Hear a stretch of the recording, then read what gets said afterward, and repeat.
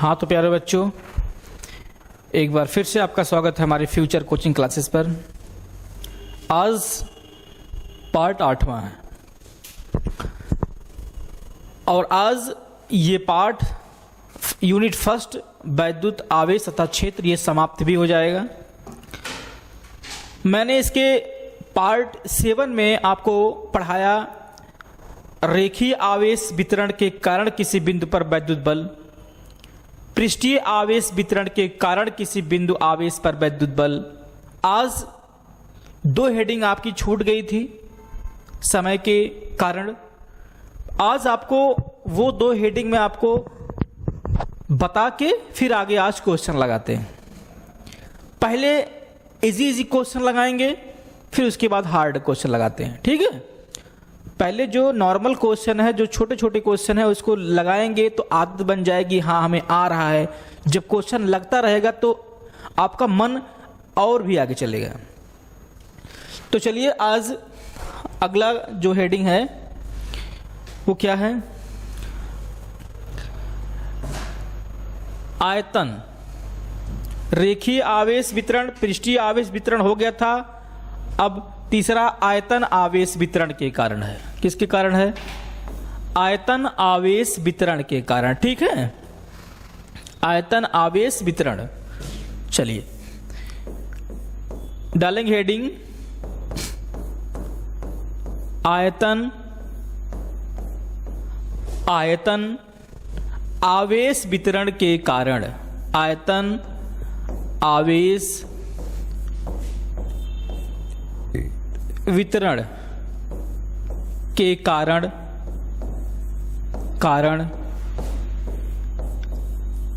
किसी बिंदु आवेश पर लगने वाला वैद्युत बल। किसी बिंदु आवेश पर लगने वाला वैद्युत बल। आज बात करेंगे आयतन आवेश वितरण की।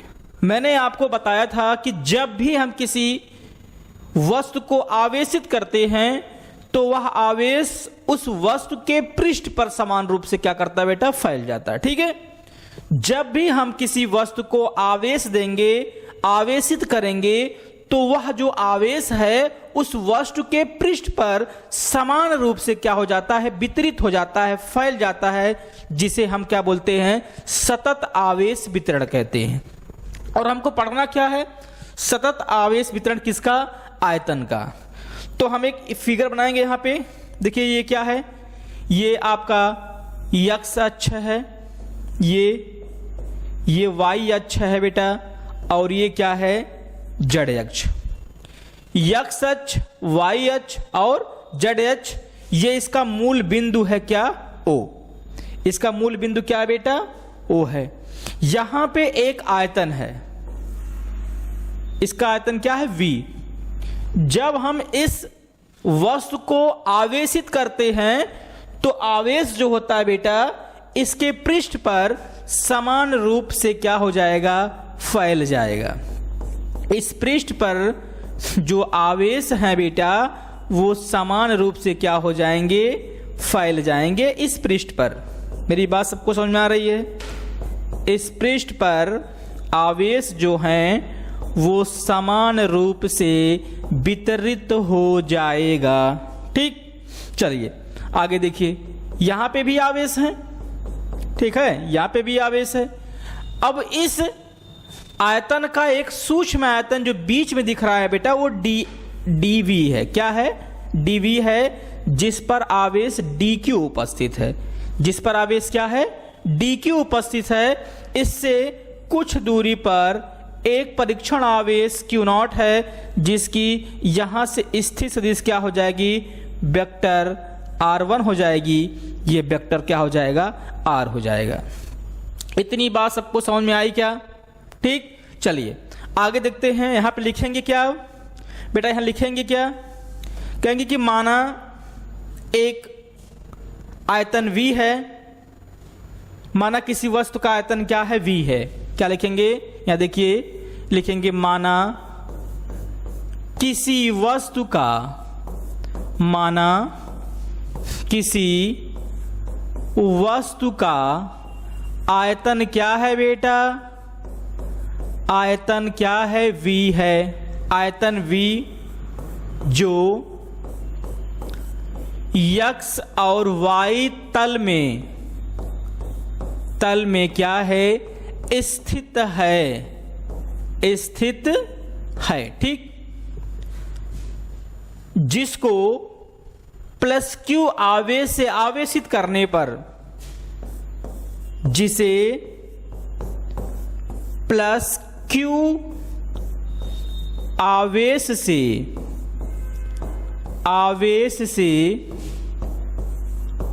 आवेशित करने पर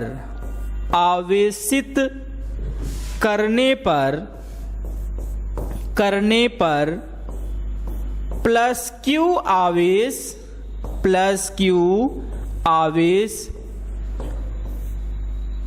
उसके पृष्ठ आयतन पर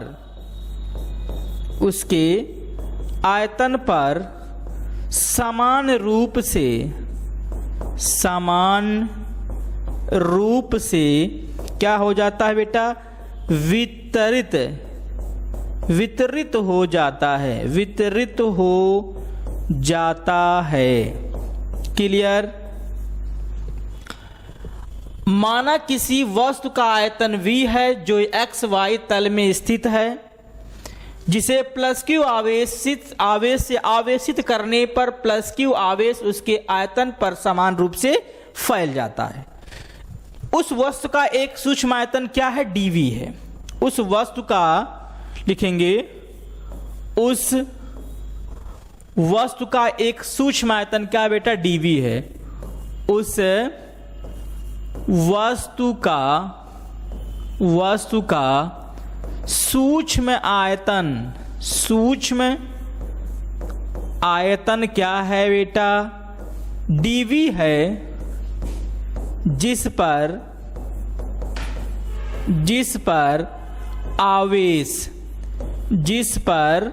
आवेश क्या उपस्थित है बेटा, dq उपस्थित है। जिस पर आवेश क्या है, dq उपस्थित है,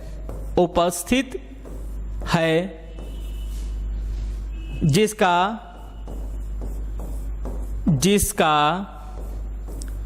आयतन आवेश घनत्व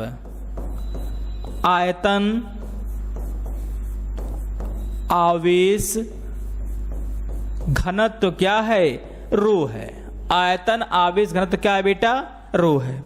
आपको पता है रो इज इक्वल टू क्या होता है बेटा, dq by da, dq by dv। रेखीय आयतन आवेश घनत्व rho is equal to dq by dv। आपको पता है, इस फिगर में जरा ध्यान से देखिएगा, Q0 से कुछ दूरी dq से कुछ दूरी पर Q0 उपस्थित है। यहां क्या है, यहां क्या था बेटा, यहां dq था, dq, मेरी बात सबको समझ में आ रही है ना, dq था। dq से कुछ दूरी पर एक परीक्षण आवेश Q0 रखा गया है। क्या लिखेंगे, dq से कुछ दूरी पर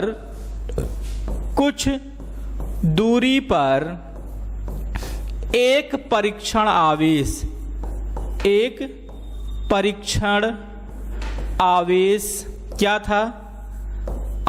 क्या था, बेटा, Q0 उपस्थित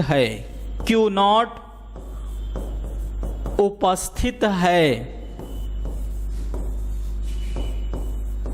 जिस पर बल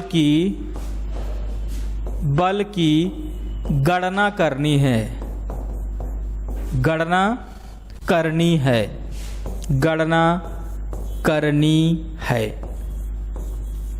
ठीक है। बिंदु, यहां पे देखिए, बिंदु आवेश dq की स्थिर सदिश क्या है, वेक्टर r है। क्यू नॉट की स्थिति सदिश क्या है बेटा, वेक्टर R1 है। तो यहां लिखेंगे OA की स्थिति सदिश क्या है, यहां लिखेंगे क्या है बेटा, ये है वेक्टर R है, तथा OB की स्थिति सदिश क्या है, OB की स्थिति सदिश वेक्टर R1, वेक्टर R1 है। ठीक है, तो AB की स्थिति सदिश क्या हो जाएगी बेटा, OB minus OA, vector OB minus vector OA। यहां से क्या आ जाएगा, vector AB is equal to, यहां लिख लेंगे vector R1 minus vector R। ये क्या हो गई, इसकी स्थित सदिश हो गई। ठीक है, तो चलिए आगे क्या लिखेंगे, प्लस क्यू आवेश के कारण, DQ आवेश के कारण, DQ आवेश के कारण Q नॉट पर लगने वाला बल कौन सा, वैद्युत बल, लगने वाला बल। यहां पे DQ लिखा है, क्या लिखा है, DQ लिखा है सूक्ष्म बल, किसके कारण, DQ आवेश के कारण। DQ आवेश के कारण Q नॉट पर लगने वाला बल वेक्टर DF हो जाएगा। क्या लिखेंगे बेटा, vector DF is equal to 1/4 pi epsilon naught DQ Q naught by R, vector R1 minus vector R का whole thrice into vector R1 minus vector R, vector R1 minus vector R। हम जानते हैं किसके कारण, आयतन आवेश घनत्व के कारण, आयतन आवेश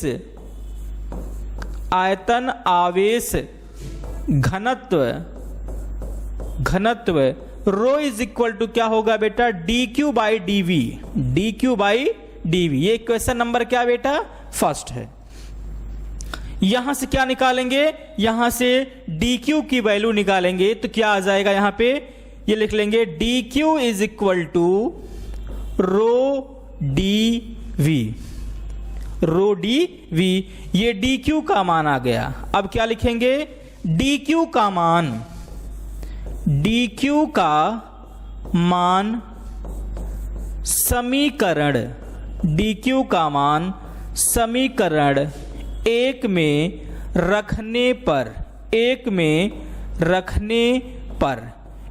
रखेंगे तो क्या हो जाएगा, इसका मान इक्वेशन नंबर फर्स्ट में रखेंगे तो ये हो जाएगा आपका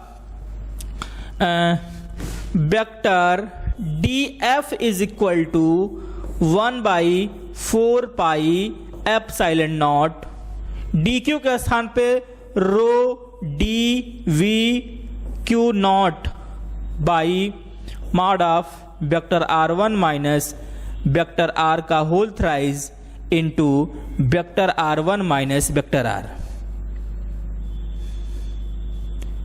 vector R1 minus vector R हो जाएगा। ठीक, ये आपका क्या हो गया, जब हमने इक्वेशन नंबर फर्स्ट में DQ का मान रखा तो, जब इक्वेशन नंबर फर्स्ट में DQ का मान रखा गया तो आ गया vector DF is equal to 1/4 pi epsilon naught rho DV Q naught by mod of vector R1 minus vector R का whole thrice into vector R1 minus vector R। ठीक, चलिए आगे क्या हो जाएगा, आगे देखिए जरा क्या हो जाएगा भाई। अब लिखेंगे संपूर्ण आवेश के कारण, किसके कारण बेटा, संपूर्ण आवेश के कारण, संपूर्ण आवेश के कारण, आवेश के कारण Q नॉट पर लगने वाला बल, लगने वाला बल। ठीक, अब संपूर्ण आवेश के बारे में बात करा तो संपूर्ण बल भी लगेगा। F क्या हो जाएगा, vector F is equal to Q naught बाहर ले लेंगे अपान 4 पाई एप्सिलॉन नॉट, इसका अवकलन करेंगे तो ये हो जाएगा V, तो यहां हो जाएगा आपका रो, ये हो जाएगा mod of vector R1 minus vector R upon mod of vector R1 minus vector R का होल थ्राइज इंटू क्यू, यहां पे हो जाएगा आपका dV। क्या हो जाएगा बेटा, dV। ये आपका है संपूर्ण आवेश के कारण लगने वाला बल। ये क्या है, संपूर्ण आवेश के कारण लगने वाला बल है, किस पर, क्यू नॉट पर। बात क्लियर हुआ। चलो अब अगली हेडिंग डालेंगे, एक समान वैद्युत क्षेत्र में, क्या हेडिंग डालेंगे, एक समान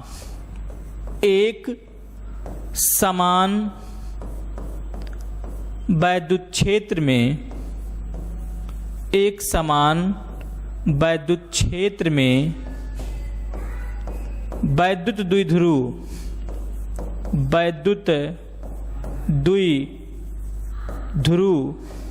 को घुमाने में किया गया कार्य,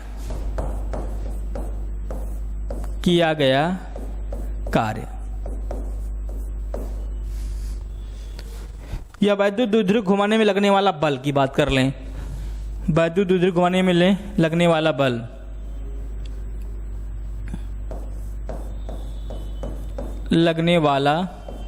बल, ठीक। चलिए हमारे पास क्या है, एक वैद्युत क्षेत्र है बेटा, क्या है, एक वैद्युत क्षेत्र है। ये क्या है, ये एक वैद्युत क्षेत्र है। क्लियर। ये एक वैद्युत क्षेत्र क्या है बेटा, ई है। एक वैद्युत क्षेत्र क्या है, ई है। इसमें एक वैद्युत द्विध्रुव रखा गया है, ये आपका ए है, ये आपका क्या है, बिंदु बी है, इस पर प्लस क्यू है और इस पर क्या है, माइनस क्यू है। और इसके बीच की जो दूरी है वो क्या है बेटा, 2l है। क्या है, 2l है। यहां पर हम इसको ये मिला देंगे और यहां पे इसको ये मिला देंगे। ठीक, अब इसको मान लेते हैं ए बी सी। इस बिंदु आवेश पर बल जो लगेगा एफ क्यू इधर लगेगा, इसके कारण जो बल लगेगा एफ क्यू इधर लगेगा। ये किस एंगल पे है, थीटा कोण पे रखा गया है। माना एक समान वैद्युत क्षेत्र ई है, क्या लिखेंगे, माना एक समान वैद्युत क्षेत्र क्या है, ई है। माना एक समान वैद्युत क्षेत्र क्या है, ई है, जिसमें एक वैद्युत द्विध्रुव रखा गया है, जिसमें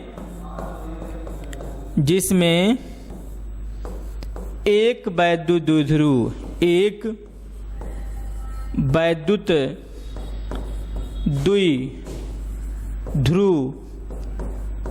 रखा है, जो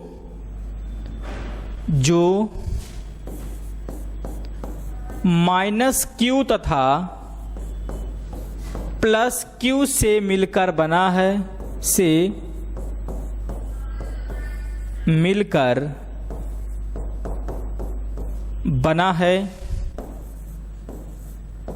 जिसके बीच की अल्प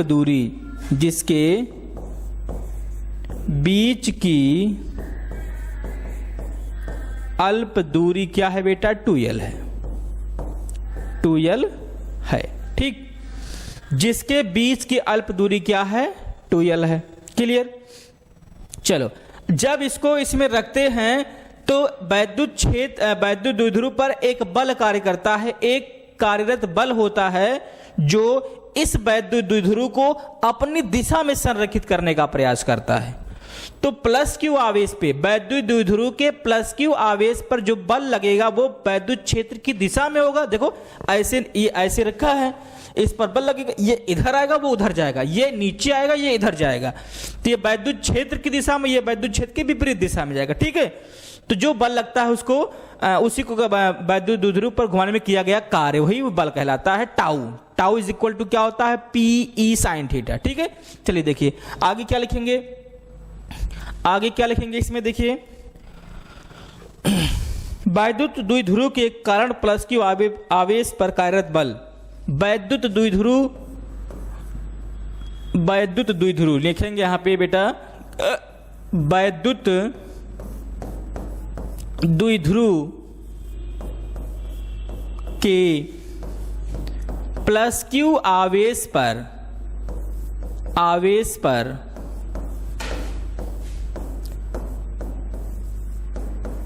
कार्यरत,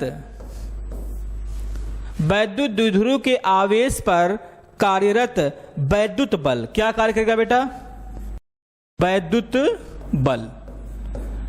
अब इस पर वैद्युत बल लगेगा कितना, F1 is equal to Q E, equation क्या होगा vector F1 is equal to vector F1 is equal to Q E, ये वैद्युत क्षेत्र की दिशा में, वैद्युत क्षेत्र की दिशा में होगा।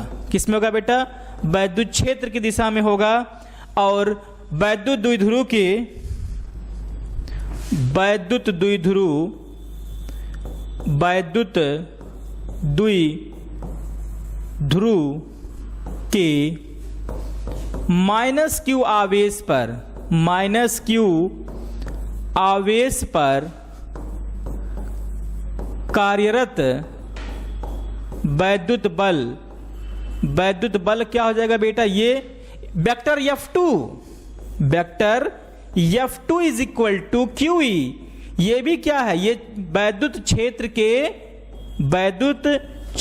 के विपरीत दिशा में, विपरीत दिशा में कार्य करेगा बेटा, विपरीत दिशा में होगा। ये उसको उधर धकेलेगा, नीचे वाले को नीचे धकेलेगा, प्लस क्यू वाले को वैद्युत क्षेत्र की दिशा में और माइनस क्यू वाले को वैद्युत क्षेत्र के विपरीत दिशा में ढकेलेगा। ठीक है, चलिए आगे देखिए, जब बल लगाएगा तो जो इन पर बल आघूर्ण है, बलयुग्म का आघूर्ण निकालना है, किसी वैद्युत क्षेत्र में वैद्युत द्विध्रुव रखने में घुमाने में किया गया कार्य या वैद्युत बलयुग्म आघूर्ण, तो वैद्युत बलयुग्म आघूर्ण टाउ क्या हो जाएगा, तो वैद्युत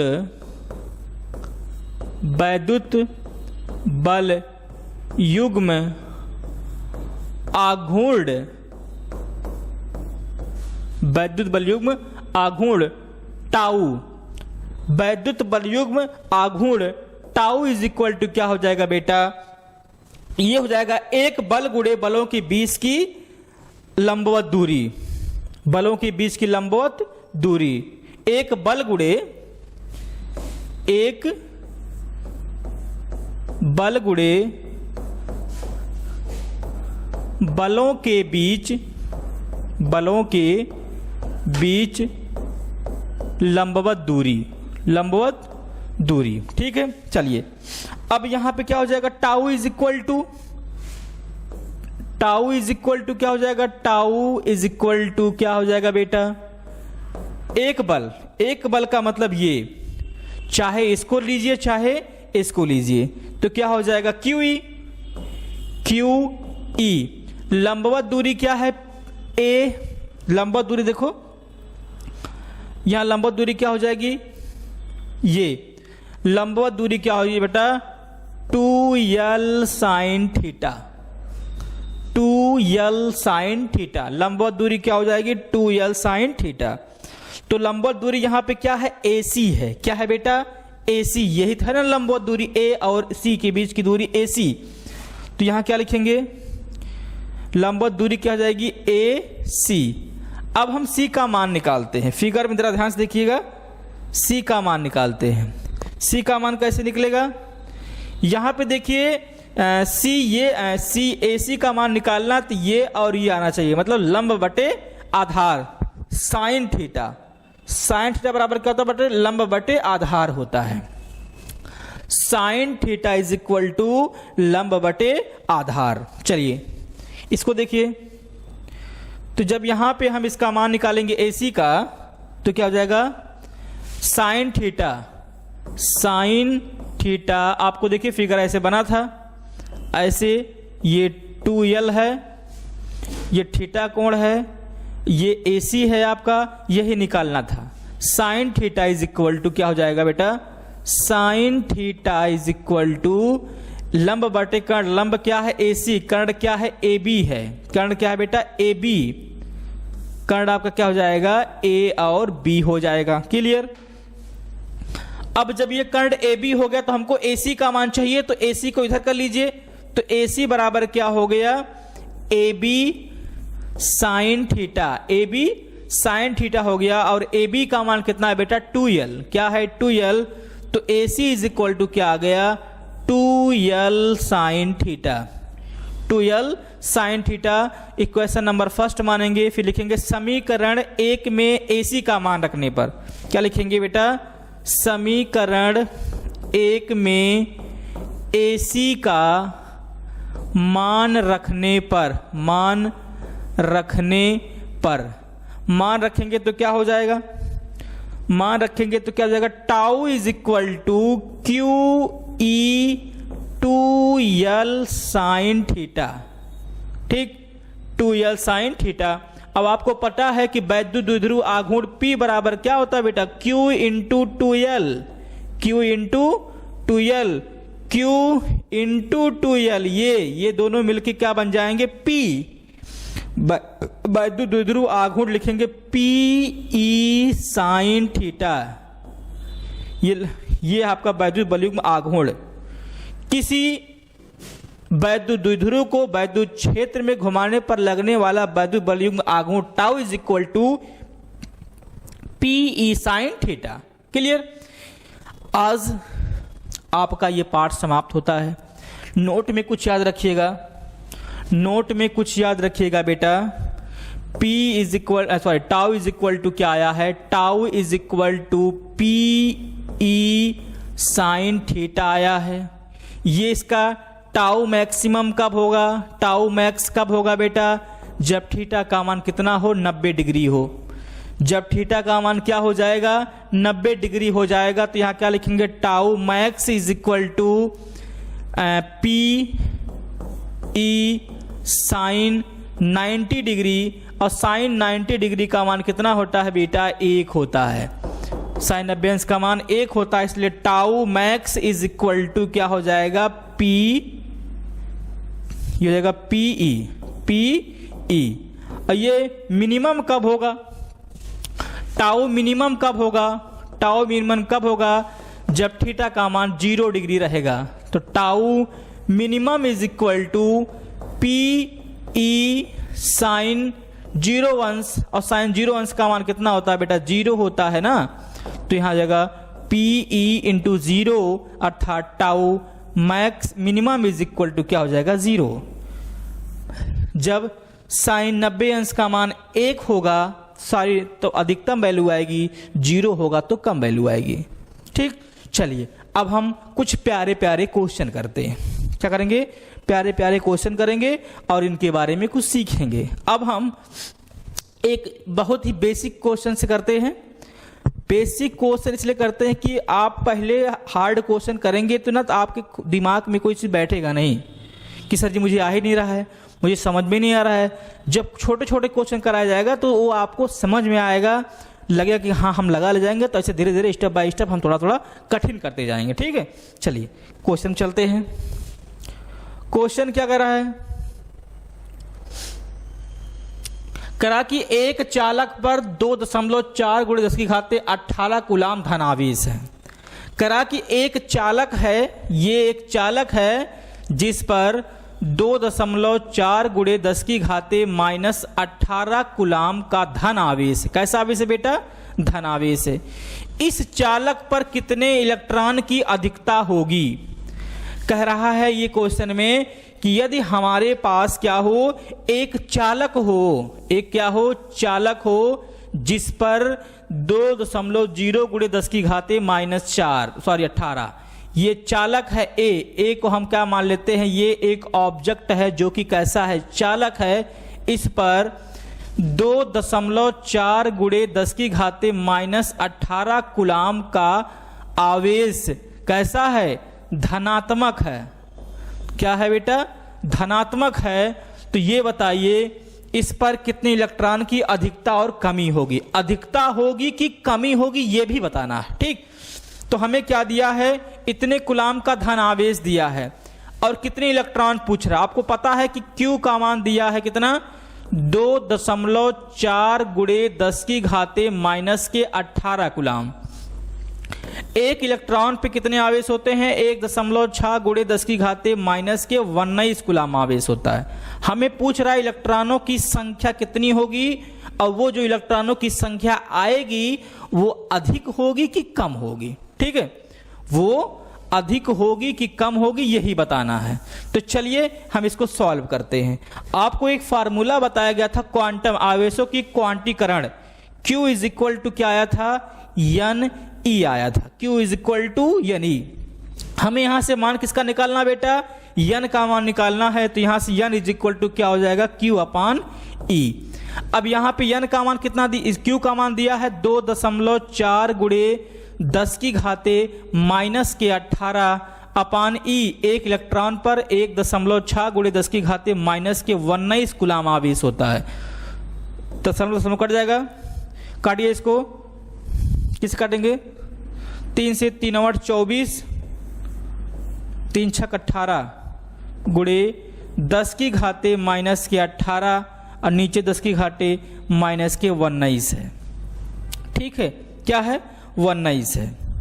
अब क्या करेंगे, किससे काटेंगे, अब क्या करेंगे बेटा यहां पे, अब आगे देखिए यहां पे किससे काटा जाएगा, 2 से काटिए, 2 3 6, 2 चौका 8, कितना हो गया, ये आपका 2.4 है इंटू 10 की पावर -18, ये हो गया 19, 16 दशमलव कट गया।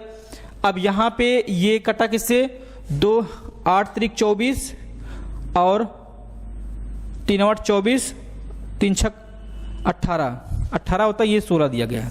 यहाँ पे गलती देखिए हो गया है। चलिए यहाँ से एक बार फिर से देखते हैं। ये जब इसका मान रखेंगे तो क्या आ जाएगा, n इज इक्वल टू 2.4 गुणे 10 की घाते -18 बटे 1.6 गुणे 10 की घाते माइनस की कितना हो जाएगा बेटा, 19। ठीक है, दशमलव से दशमलव कट जाएगा तो क्या हो जाएगा, 24 बटे 16। ठीक है, अब इसको काटिए, किससे काटेंगे, 2 से, 2 के n इज इक्वल टू ये हो जाएगा आपका, दशमलव कट गया, 2 1 2, 2 2 4 12 बटे 2 8 16, 2 8 16 गुणे 10 की घाते -18, नीचे से ऊपर जाएगा 10 की घाते +19 हो जाएगा। अब 18 में से 19 घटाएंगे तो प्लस में 1 आएगा, क्यों, क्योंकि 10 की जो घात सबसे ज़्यादा है उसकी संख्या बेटा बड़ी है।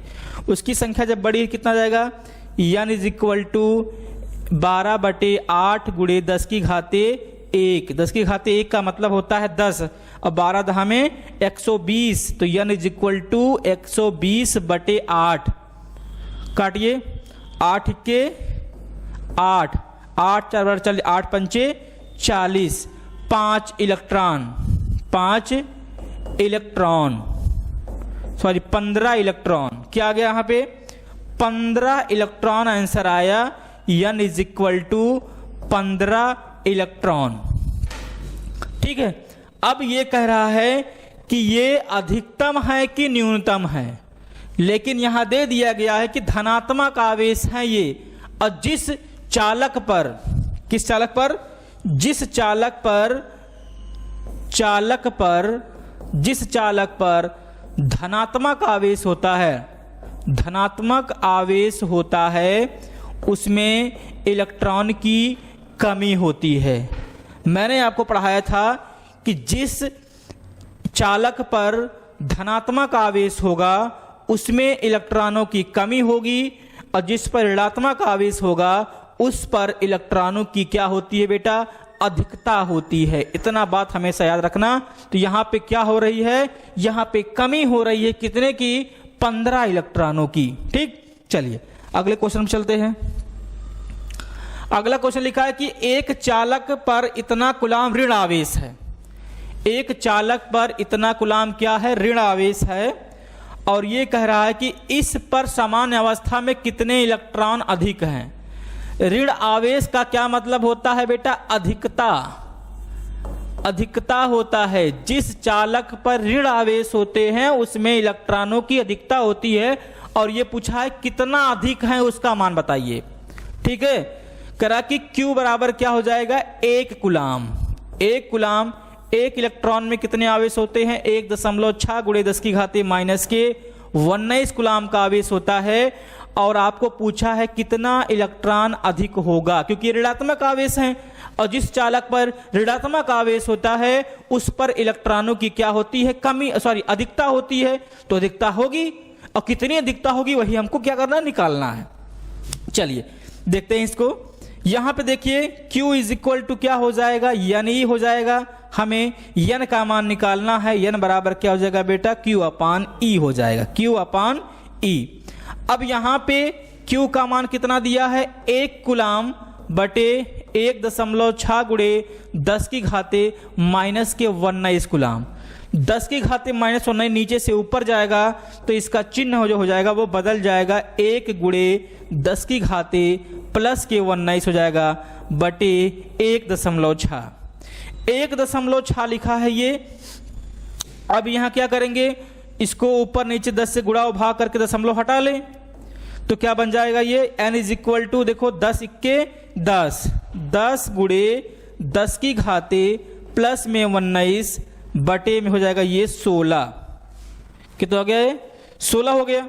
अब आगे क्या करेंगे, यहां पे देखिए ये 10 है, n इज इक्वल टू क्या लिख लेंगे, यहां से एक 0 हटा के यहां लाएंगे तो ये हो जाएगा आपका 100।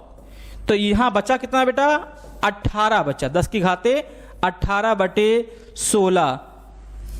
ठीक है, अब इसको काटिए।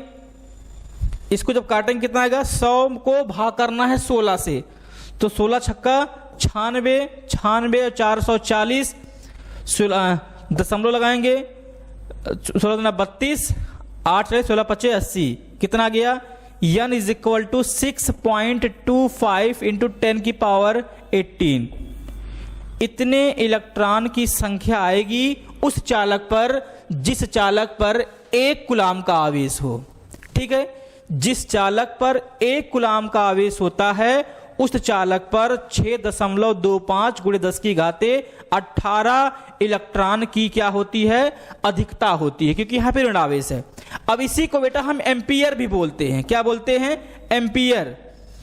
जब 1 सेकंड में अगर किसी चालक में इतनी धारा, इतने इलेक्ट्रॉन गुजरे तो इसके मान को 1 कूलाम कहा जाता है। क्या कहते हैं, 1 कूलाम। 1 सेकंड में किसी चालक से 6.25 गुणे 10 की घाते 18 इलेक्ट्रॉनों की संख्या क्या करते हैं, गुजरते हैं। बात समझ आई। चलिए अगला क्वेश्चन क्या बोल रहा है। अगले क्वेश्चन लिखा है कि n/7 नाइट्रोजन, उसके बाद 14 लिखा है। नाभिक पर कूलाम के आवेश की गणना करनी है। इसके नाभिक के आवेश की गणना करनी है, हमें बताना है कि इस पर आवेश कितना आएगा। ठीक है, अब यहां पे देखिए दिखा है संकेत में कि 7 नाइट्रोजन के ऊपर परमाणु लगा है क्रमांक 14 में 7 प्रोटॉन और 7 न्यूट्रॉन होते हैं। इसका परमाणु क्रमांक 7 है जिसमें 7 न्यूट्रॉन और 7 प्रोटॉन होते हैं। मैं आपको बता दूं कि नाभिक जो होता है वो 2 कण से मिलकर बनता है, न्यूट्रॉन और प्रोटॉन। न्यूट्रॉन जो होता है वो उदासीन होता है बेटा, जबकि प्रोटॉन कैसा होता है, धनावेशित होता है। क्या होता है, धनावेशित होता है। इसलिए हम इसमें 7 न्यूट्रॉन और 7 प्रोटॉन मानते हैं और इसी की सहायता से हम निकालेंगे। अब एक प्रोटॉन पर कितना चार्ज होता है, एक प्रोटॉन पर जितना इलेक्ट्रॉन पर आवेश होता है उतना ही प्रोटॉन पर भी आवेश होता है। तो यहां लिखेंगे प्रोटॉन पर आवेश। प्रोटॉनों की संख्या दिया गया है, कितना है 7, तो n बराबर कितना हो जाएगा, ये 7 हो जाएगा। एक प्रोटॉन पर कितना आवेश होता है 1.6 गुणे 10 की घाते माइनस के 19 कूलाम होता है। हमको Q का मान निकालना है बेटा, Q का मान कितना आएगा। अब देखिए यहां से फार्मूला क्या बताता है, Q बराबर यानी 7 न्यूट्रॉन और 7 प्रोटॉन। न्यूट्रॉन से तो कोई मतलब नहीं है क्योंकि न्यूट्रॉन एक उदासीन अणु है, इस पर कोई चार्ज नहीं होता है। ठीक है, चलिए आगे देखिए यहां पे जब मान रखेंगे Q इज इक्वल टू यानी में Q बराबर 7 गुणे 1.6 गुणे 10 की घाते माइनस के 19 कूलाम। तो Q बराबर कितना गया 7 छक 42 2 हासिल 4 7 के 7 4 11.2 गुणे 10 की घाते माइनस के 19 कूलाम। इतने आवेश उस पर क्या हैं, उपस्थित हैं। 7 प्रोटॉन और 7 न्यूट्रॉन हैं। न्यूट्रॉन उदासीन कण हैं तथा आवेश केवल प्रोटॉन के कारण होगा, न्यूट्रॉन के कारण नहीं होगा। क्यों? क्योंकि इस पे कोई आवेश ही नहीं है, जीरो आवेश है। तो न्यूट्रॉन के कारण जब इसका हम मान निकालेंगे तो जीरो आएगा। आवेश निकलेगा किसके कारण, प्रोटॉन के कारण निकलेगा, क्योंकि एक प्रोटॉन पर 1.6 गुणे 10 की घाते माइनस के 19 कूलाम का आवेश पॉजिटिव होता है। ठीक है, चलिए अगर यहां पे अधिकता और कमी की बात पूछता तो यहां पे भैया कमी होगी। क्यों? क्योंकि यह धनात्मक आवेश है। क्या है, धनात्मक चार्ज होता है प्रोटॉन पे। अगला क्वेश्चन में लिखा है कि 2 प्रोटॉनों के बीच की दूरी इतनी है, इसके मध्य लगने वाले बल की गणना कीजिए। करा कि 2 प्रोटॉन हैं, वो एक दूसरे से 4.0 इंटू 10 की पावर माइनस 15 मीटर की दूरी पर रखे हैं। तो यहां पे हम बोलेंगे कि एक प्रोटॉन ये P है, ये P1 है, ये दूसरा प्रोटॉन है P2 है, और इनके जो बीच की जो दूरी दिया गया है वो दिया है 4.0 इंटू 10 की पावर माइनस 15 मीटर दिया गया है। ये इनकी बीच की दूरी है। कह रहा कि इनके बीच बल कितना लगेगा और कैसा बल होगा, उसकी प्रकृति क्या होगी, क्या वो वो आकर्षण करेगा कि प्रतिकर्षण करेगा। तो आप हमारी एक बात सुन लीजिएगा कि प्रोटॉन धनावेशित कण होता है, दोनों प्रोटॉन है, दोनों धनावेशित कण हैं, और जब 2 समान आवेश एक दूसरे के पास होते हैं तो इनके बीच में हमेशा प्रतिकर्षण बल कार्य करता है। ठीक है, चलिए आगे देखिए। अब एक प्रोटॉन पर कितना आवेश होता है 1.6 गुणे 10 की घाते माइनस 19 कूलाम का। तो इस पर भी वही चार्ज होगा 1.6 गुणे 10 की घाते माइनस 19 कूलाम का। ये आपका मान Q1 हो जाएगा। ये किसका मान है Q1 का, ये किसका मान है बेटा Q2 का, और ये किसका मान है R का। तो हम आसानी से इनके बीच लगने वाले बल की गणना कर सकते हैं। तो यहाँ पे Q1 का मान कितना है 1.6 गुणे 10 की घाते माइनस 19 कूलाम का, पॉजिटिव है ये। Q2 का मान भी दिया है वही 1.6 गुणे 10 की घाते माइनस 19 कूलाम। R कितना दिया है 4.0 गुणे 10 की घाते माइनस के 15 मीटर दिया गया है। आपको पता है कि एक प्रोटॉन पर जो आवेश होता है, आवेश वो 1.6 गुणे 10 की घाते माइनस के 19 कूलाम ही होता है। ठीक है, चलिए अब इसको इक्वेशन में रख के फिर इसके बल की गणना करते हैं। फार्मूला किसके नियम से निकालेंगे, कूलाम के नियम से। कूलाम चाचा ने बताया था कि जब भी 2 आवेश एक दूसरे से r दूरी पे रखे जाएंगे तो उनके बीच एक बल कार्य करेगा। तो F इज इक्वल टू क्या हो जाएगा 1/4 pi epsilon naught Q1 Q2 by R square. ठीक है, अब इसमें मान रखिए F इज इक्वल टू 9 गुणे 10 की घाते 9, ये 1/4 पाई एप्सिलॉन नॉट का मान है 1.6 गुणे 1.6 गुणे 10 की घाते माइनस के 19 कूलाम गुणे 1.6 गुणे 10 की घाते माइनस की 19 कूलाम बटे R स्क्वायर 4 गुणे 10 की घाते माइनस के 15 का स्क्वायर करेंगे। ठीक है, अब क्या करेंगे, इसका घात करेंगे। अब इसको काटिए, घात को एक तरफ लिखिए, अंक को एक तरफ लिख लेते हैं। घात को एक तरफ करके अंक को एक तरफ कर लेंगे। तो F इज इक्वल टू क्या आ जाएगा 9 गुणे 1.6 गुणे 1.6 गुणे 10 की घाते 9 गुणे 19 दूना 38, 10 की घाते माइनस के 38, 19 जुड़ जाएंगे बटे 4 का वर्ग होता है बेटा 16 और 15 दूना 30, 10 की घाते माइनस के 30। अब ये देखो 16 से ये 16 कट जाएगा तो यहाँ बचेगा कितना 0.1। तो क्या बचा f इज इक्वल टू 9 गुड़े 0.1 गुड़े 1.6 गुड़े 10 की घाते 9 गुड़े 10 की घाते माइनस के 38। अब ये 30 नीचे से ऊपर जाएगा तो पॉजिटिव हो जाएगा प्लस में, और नीचे कितना बचा है, कुछ नहीं बचा। ठीक है, अब आगे देखिए यहां से f इज इक्वल टू क्या हो जाएगा 9 यहां पे क्या लिखा है, ये 30 था, क्या था बेटा 30 9 38। f इज इक्वल टू 9 गुड़े 0.1 गुड़े 1.6 गुड़े 10 की घाते 9 और 30 कितना हो जाएगा बेटा 39 गुड़े 10 की घाते माइनस के 38 में से 39 घटे कितना आएगा 10 की घाते 1 आएगा। तो 9 गुड़े 1.6 गुड़े 1 पॉइंट ये गुड़े यहाँ पे 10 घाते 1 10 बचेगा, 10 से गुड़ा करेंगे तो हो जाएगा 1, तो यह बराबर क्या आ जाएगा 9 गुड़े 1.6 9 छक 54 के 4 हासिल 5 9 5 14 144 न्यूटन 144 न्यूटन का बल लगेगा। उस पर क्या लगेगा बेटा 144 मतलब 14.4 का बल न्यूटन का बल लगेगा। और वो भी कैसा होगा, प्रतिकर्षण होगा, क्योंकि यहाँ पे 2 प्रोटॉनों की बात हो रही है और प्रोटॉन पर प्लस चार्ज होता है। 2 प्रोटॉन हैं तो दोनों पर प्लस चार्ज होगा, और दोनों पर प्लस चार्ज होने के कारण इनके बीच में कौन सा बल लगेगा, इनके बीच में प्रतिकर्षण बल कार्य करेगा, क्योंकि विपरीत आवेश के बारे में बात चल रही थी। ठीक है, चलिए आगे देखिए क्या है। वायु में एक दूसरे से 30 सेंटीमीटर की दूरी पर रखे 2 आवेशित गोलों पर इतने कूलाम का आवेश है, इनके बीच बल कितना लगेगा। मोस्ट इंपॉर्टेंट क्वेश्चन है ये। ठीक, यहां पे लिखा है कि वायु में एक दूसरे से 30 सेंटीमीटर की दूरी पर 2 गोले हैं, एक गोला ये है और एक गोला क्या है ये है।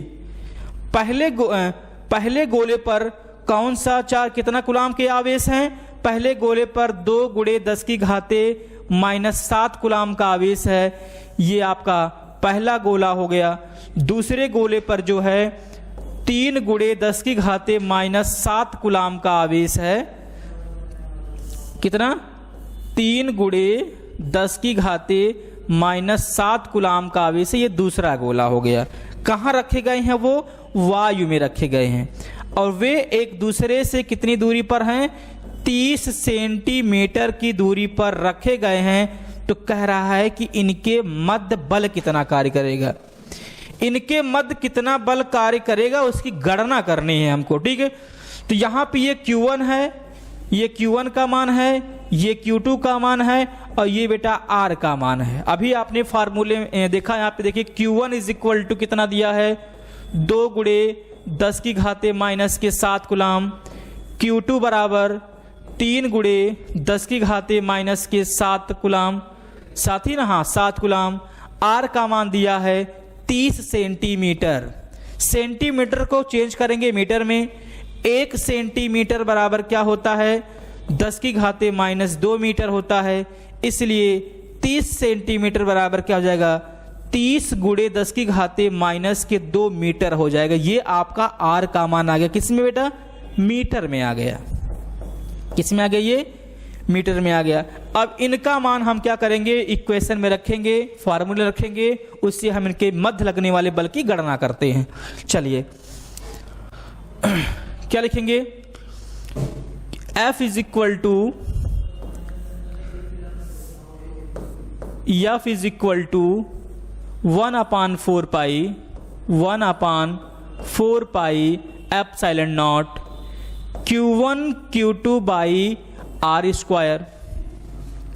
आपने देखा कि 1/4 पाई का जो मान है वो 9 गुड़े 10 की घाते 9 है। Q1 का मान कितना दिया था, Q1 का मान दिया 2 गुड़े 10 की घाते -7, Q1 का मान कितना है 2 गुणे 10 की घाते माइनस के 7 दिया है। Q2 का मान दिया है 3 गुणे 10 की घाते माइनस के 7। R स्क्वायर था 30 गुणे 10 की घाते माइनस के 2 का स्क्वायर। ये अब आगे क्या लगाएंगे, यहां पे देखिए F इज इक्वल टू क्या हो जाएगा, अंकों को एक तरफ कर ले, 9 गुणे 2 गुणे 3 गुणे 10 की घाते 9 7 7 कितना हो जाएगा बेटा 14 10 की घाते माइनस की 14 और 30 का स्क्वायर 900, 2 का गुणा 4 माइनस के 4 हो गया। अब ये 4 नीचे से ऊपर जाएगा तो माइनस में है, नेगेटिव ऊपर जाएगा तो पॉजिटिव बन जाएगा। 9 गुणे 3 दूना 6 गुणे 10 की घाते 9 गुणे 10 की घाते माइनस के 14 गुणे 10 की घाते कितना हो जाएगा ये प्लस में 4 बटे 900।